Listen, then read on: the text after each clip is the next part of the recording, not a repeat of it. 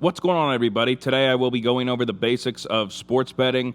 I saw there were a lot of questions on some of my past videos where I pick the UFC fights or who I think is going to win the UFC fights. I will leave a link in the description below to DraftKings. If you sign up with that link, you will get a $25 free bet if you deposit $25. If you deposit $50 to $99, you'll get $50.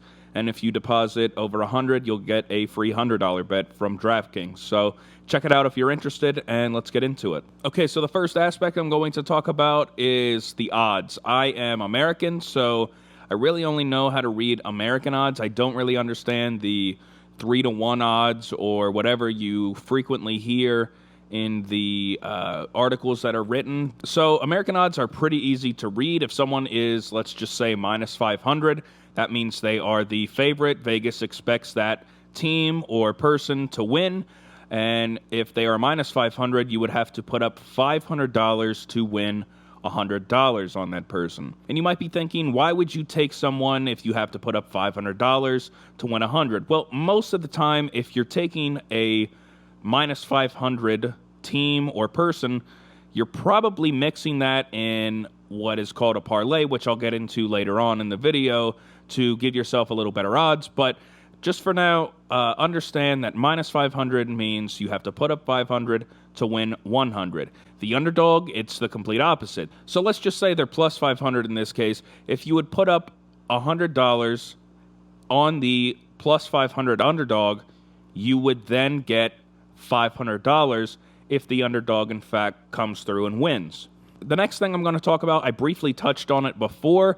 It's called a parlay. A parlay is when you take any two different bets and you combine them. Obviously, they have to be separate events. They can't be the same game. Let's say you want to bet on the favorites.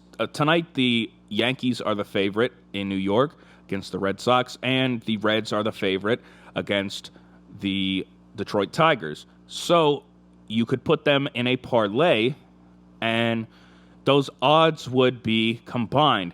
And because there are two different scenarios, there's two different games that you could get boned on. And because of this, your odds will increase. So if you take two underdogs, you would put those two together and your odds would increase. Let's say both teams were minus 200 before going into the matchup, and you combine them together, you might be plus 150. So you could put up $100 and you'd make $50 if those two favorites end up winning. There's also another variant of the parlays in a way. They're called round robins. So round robins are a sort of a variation of a parlay in a way. They're kind of different. They pay less than a parlay because if one of your team loses, let's say you put up three teams that are favorites, and one of those teams loses, you still get paid more than what you put up in most cases if the odds are in your favor, which whenever you put in a parlay on these betting websites, they list the odds for you at the bottom in American odds so you know what the payout would be. And if you put in, let's say, $5, it would tell you what the payout would be. So let's say you have a round robin of three favorites going into a night, and one of the teams had an off night and the underdog ended up winning that game, but the other two favorites came through. You would still get money based on the two favorites that you had picked winning. So because of this, and you're not taking as much of a risk, you're not going to win as much. Now, these are safer bets, and sometimes it's better. Like for basketball, me personally, I would rather go with a round robin than a parlay because basketball is high scoring and anything can happen in basketball. You could blow a 20-point deficit like that and you would lose all your money. But in baseball, really the underdog could win any night. No one goes undefeated and no one goes winless throughout a season. So I personally like parlays better for baseball. They give better odds than a round robin would. Another thing I think I should address in this video is something called the spread. So before a game starts, or even when a game is going on, they offer spreads. And typically, this is the margin of victory that Vegas thinks or is predicting that a team will win against. And it's the same way with favorites. So let's say the Yankees again. The Yankees are playing the Red Sox tonight. They are the favorite, and let's just say the spread is minus 2.5 points, or runs in this case. In order for you to beat the spread, as they say, the Yankees would have to beat the Red Sox by 3 or more runs. There are instances where Vegas offers a -2 or a -3 spread. I always stay away from those because let's just say the Yankees are a -2 spread.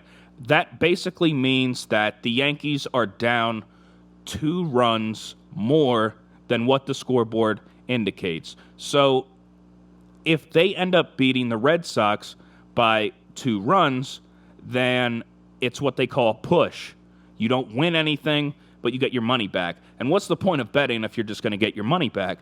So I always like the 0.5 spreads. That would mean that you have to win by a run.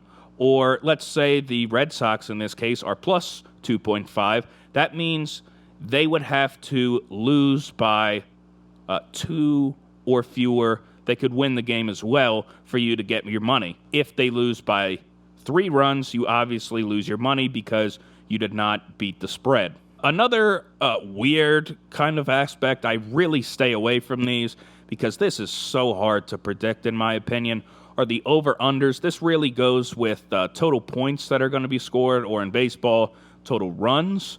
Basically, you are predicting how many runs will be scored in this game. Vegas will run it through their computer systems, and they will spit out a total amount of runs that they believe are going to be scored in that game. So if it's 2 high-powered offenses, they might think it's, a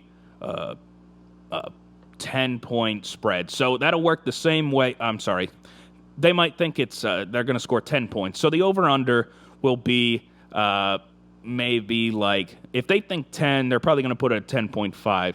So the over would be plus 10.5, which means they will score 11 points combined between the 2 teams, and the under would be minus 10.5, which means they'll score below. Or it might be an O or a U, depending on where you're betting. Me personally, I don't like that because who really knows how many points are going to be scored in a game? And also, like, anything can happen. If, you're up, if it's under and all of a sudden someone hits a grand slam, the over is looking a lot better. And these odds change throughout the game, and you can continue to live bet throughout the game on FanDuel or DraftKings, whatever website you're using. So those are just the basics of betting. I wanted to make a quick little video. Some people out there had some questions, and I wanted to inform them in case they wanted to get into betting. There is ways to make money in betting, which I'm going to put another video out with tips for betting. But stay tuned for that. Please leave any questions you have in the comment section below. I'll be more than happy to answer them for you. That's all I have for this one. Thank you so much for watching. And until next time, peace.